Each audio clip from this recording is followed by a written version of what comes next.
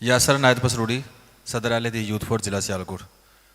میر صاحب، جماعتی والے سے سب سے مشکل ترین مرحلہ آپ کے اوپر کب آیا اور آپ نے اس کا کیسے سامنا کیا؟ مشکل مرحلے تو کئی آئے ہیں، ڈاکٹر صاحب کی زبان سے بھی آپ نے سنا۔ تو وہ کہتے ہیں نا کہ سر مڑاتے ہی اولے پڑے، تو ذمہ داری سنبھالتے ہی سب سے پہلی بات اس وقت کیا تھا، مسئلہ کیا تھا؟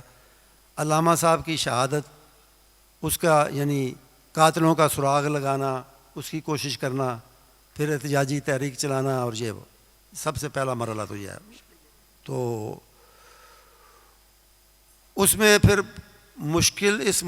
تھوڑی سی مشکل کو مزید مشکل تر بنایا یا مزید مشکل بنایا اس بات نے کہ کچھ نوجوان جو تھے ان کا یہ خیال تھا کہ یہ تحریک جو ہے نا، برائے تحریک اس کا کوئی اینڈ ہو یا نہ ہو، اس کا کوئی نتیجہ ہو نہ، فائدہ ہو یا نہ ہو، لیکن برائے تحریک جماعت کو زندہ رکھنے کے لیے، متحرک رکھنے کے لیے اور دوسری جماعتوں سے رابطہ کرنے کے لیے یہ تحریک چلتی رہنی چاہیے اینڈ لیسلی۔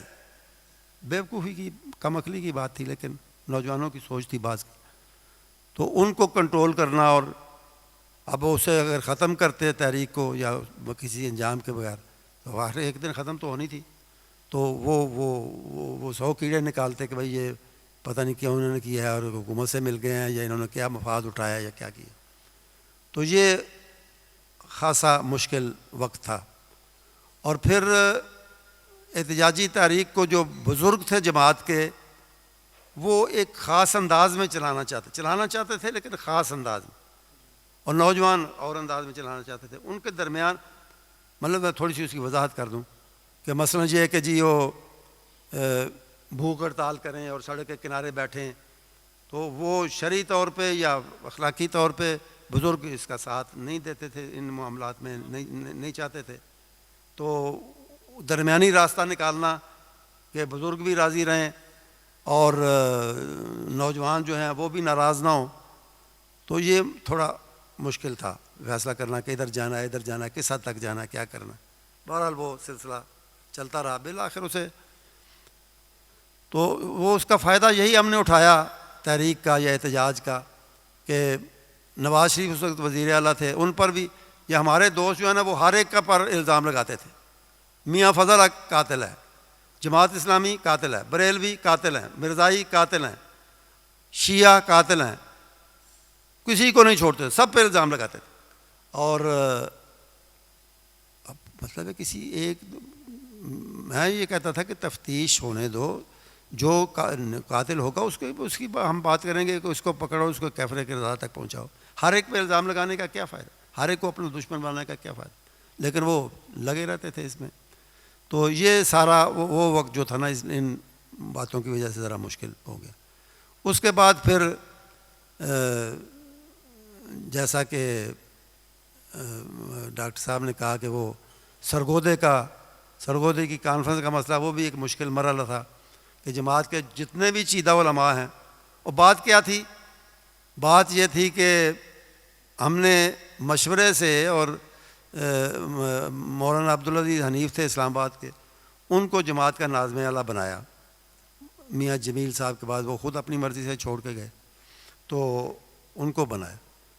پہلے تو لوگوں نے قبول کیا، انہوں نے نقل و حرکت بھی کی، کام بھی کرنے کی کوشش کی بھرپور، تو لیکن کچھ لوگوں نے انہوں نے ناپسند کرنا شروع کر دیا باوجود، اور کہا کہ جی ان کو تبدیل کرو۔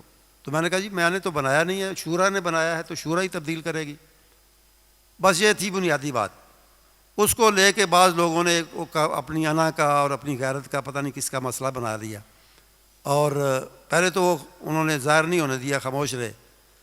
کانفرنس کے لیے جیسے محنت آپ کو پتہ کئی ماہ پہلے شروع کرنی پڑتی ہے، جلسے، رابطے، دورے، تو وہ سب اس میں میرا ساتھ دے رہے تھے۔ لیکن عین کانفرنس کے دن انہوں نے کہا کہ جی وہ ہماری بات مانی جائے، مولانا عبدالعزیز کو ہٹایا جائے اور کسی اور کو بنایا جائے، تو پھر ہم کانفرنس میں شرکت کریں گے، ورنہ نہیں کریں گے۔ سرگودے میں ایک جگہ بیٹھ کے انہوں نے یہ کہہ دیا۔ تو وہ میں نے پھر اگلے دن خطبہ دیا، وہ اس کا موضوع تھا علماء حق اور علماء سو، تو اس موضوع پہ میں نے خطبہ دیا کہ علماء سو جو ہیں یہ کرتے ہیں یہ کرتے ہیں. تو انہوں نے کہا جی دیکھو جی سانو علماء سو بنا دیتا ہے. تو میں نے کہا تسی کام ہی سو ہو کیتا ہے. تو میں نے کہا کہ جماعت سے میں نے اپیل کی, میں نے کہا کہ یہ زیادہ تر ان میں مبلغ لوگ تھے جلسے کرنے والے. تو میں نے کہا یہ جلسہ کرنے کے لیے آئیں تو تاریخیں آپ پہلے لے چکے ہیں جلسے کی, آئیں ان کو اچھا کھانا کھلاؤ, ان کی فیس بھی ان کی جیب میں ڈالو, اچھی فیس دو, اور کہو کہ تقریر نہیں ہم نے آپ کو سنی, جائیں فیس لیں اور واپس چلے جائیں. جماعت نے الحمدللہ یہ کر کے دکھایا. کئی جگہ پہ یہ ہوا جس سے ان کے حوصلے ٹوٹ گئے. انہوں نے کہا یہ کیا ہو گیا. اب وہ بیچارے کیا کریں, یہی ان کا ایک کام تھا یا مین کام تھا. تو وہ پھر وہ ادھر ادھر سے رابطے کرنے شروع کیے انہوں نے. تو بہرحال صلح ہونی تھی, ہو گئی.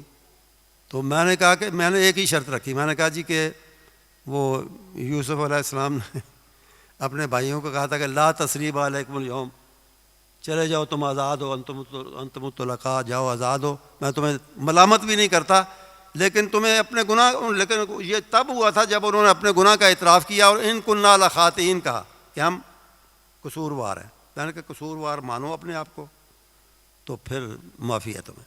بہرحال اللہ کا شکر ہے, یہی ہوا, یہ ایسا ہی ہوا.